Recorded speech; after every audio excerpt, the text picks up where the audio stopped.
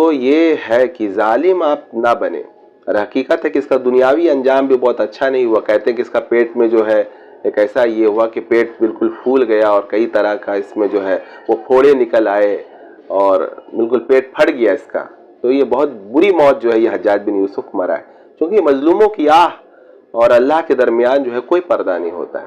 تو اصل میں یہ اس حکایت کے ذریعے جو شیخ سعدی رحمۃ اللہ علیہ خاص طور سے جو عمرہ جو طبقہ ہے، با اختیار جو طبقہ ہے، جن کے پاس اقتدار ہے، ان کے لیے یہ حکایت جو ہے جو شیخ سعدی رحمۃ اللہ علیہ بیان کر رہے ہیں کہ ظالم نہ بنو. اگر اللہ نے تم کو اقتدار کی کرسی دی ہے تو انصاف کرو.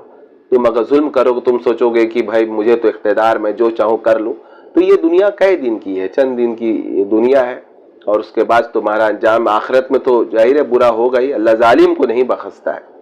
کہتے ہیں کہ کوئی حکومت جو ہے کفر کے ساتھ چل سکتی ہے، ظلم کے ساتھ نہیں چل سکتی ہے. تو یہ ظالم جو ہے، ظالم کا بہت برا انجام ہوتا ہے. تو یہ درس دینا مقصود ہے حضرت شیخ سعدی رحمۃ اللہ علیہ کہ حجاج بن یوسف کی طرح جو ہے تم نہ بنو. اگر تم کو اللہ تعالیٰ کوئی عہدہ دے دے نا، با اقتدار بنائے، تو تم حجاج بن یوسف کی طرح نہ بننا، چونکہ اس کا جو دنیاوی انجام